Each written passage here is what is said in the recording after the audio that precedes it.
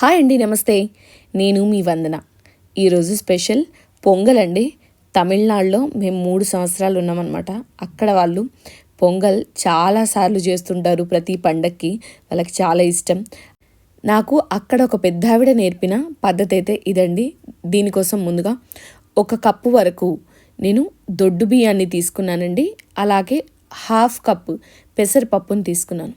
ఇక్కడ మీరు కొత్త బియ్యాన్ని మాత్రమే తీసుకోవాలండి. పాత బియ్యంతో పొంగల్ అంతా రుచిగా ఉండదు. ఆ కొత్త బియ్యాన్ని తీసుకొని దాంట్లో పెసరపప్పును యాడ్ చేసిన తర్వాత ఒక 2 సార్లు నీటితో మంచిగా కడగాలండి.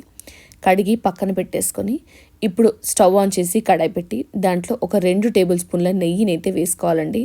ఇక్కడ నేను ముందుగా నట్స్ని అయితే వేయించుకుంటున్నానండి. నేను ఇక్కడ కిస్మిస్ అలాగే కాజు రెండింటిని వేయించుకుంటున్నానండి. మీరు తినగలిగితే పంకిన్ సీడ్స్ కానీ, లేదు అంటే బాదాంని కానీ, లేదా ఏ డ్రై ఫ్రూట్స్నైనా మీరు ఇక్కడ వేసి మంచిగా వేయించేసుకుని నేతిలో తీసి పక్కన పెట్టేసుకొని అదే నేతిలోకి ముందుగా మనము వాష్ చేసి పెట్టుకున్న బియ్యాన్ని అలాగే పెసరపప్పుని రెండింటిని కూడా దోరగా వేయించుకోవాలండి. నేతిలో వేయించేటప్పుడు వాసన చాలా బాగా వస్తుంది పెసరపప్పుది అలాగే ఈ బియ్యాన్ని.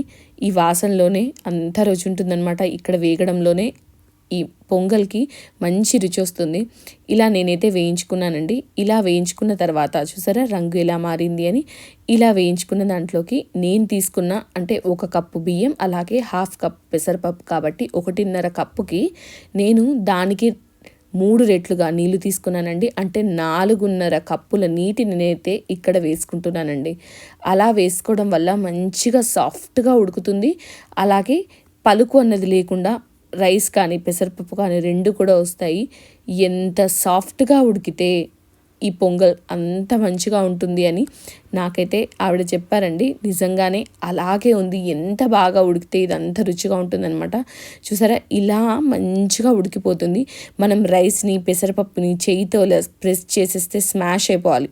అప్పుడు ఇది పర్ఫెక్ట్గా ఉడికిపోయింది అని అర్థం అండి. చూసారా ఎంత సాఫ్ట్గా వచ్చిందని. ఇలా వస్తే ఇది పర్ఫెక్ట్గా ఉడికిపోయిందని అర్థం. నీరు కూడా అంతా ఇంకిపోయిందండి. కొద్దిగా మాత్రమే ఉంది. ఇప్పుడు దీంట్లోకి నేను రుచికి తగ్గట్టుగా బెల్లాన్ని అయితే వేసుకుంటున్నానండి.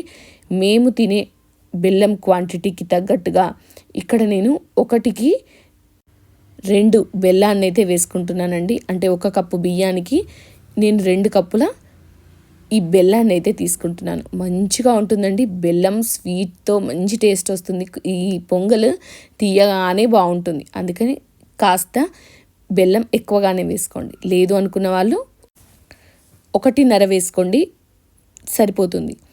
కొంతమందికి తీపి ఎక్కువగా నచ్చదు. అలాంటి వాళ్ళకి అంతే అండి, 1.5 సరిపోతుంది. ఇలా అంతా కలిపేసి మూత పెట్టి 5 నిమిషాలు ఉంచేసుకున్న తర్వాత బెల్లం అంతా కరిగి మంచిగా పాకంలాగా కనిపిస్తుందండి. చూసారా ఎలా వచ్చింది అని. ఇంత బాగా వచ్చేస్తుందనమాట. ఇప్పుడు దీన్ని దగ్గర పడినిచ్చుకోవాలి అనుకున్న వాళ్ళు మంచిగా దగ్గర రానిచ్చుకోవచ్చండి. మా వైపు ఇలా లూజ్గానే తింటాము. మా ఇంట్లో కూడా కొంచెం ఇలా లూజ్గానే ఇష్టపడుతుంటారు. అందుకే నేను ఇలాగే ఉంచేసి దీంట్లో ముందుగా వేయించి పెట్టుకున్న నట్స్ని వేసేసుకున్నానండి.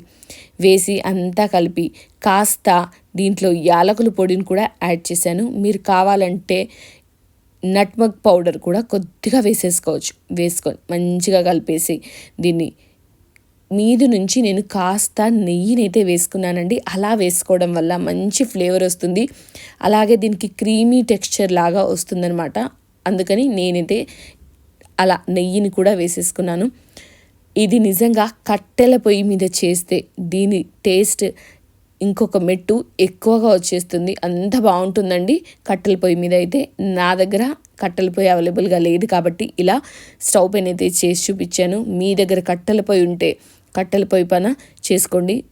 టేస్ట్ అయితే నెక్స్ట్ లెవెల్ ఉంటుందండి. ఒక్కసారి మీరు ఇలా ట్రై చేయండి. నచ్చితే ఖచ్చితంగా లైక్ చేయండి.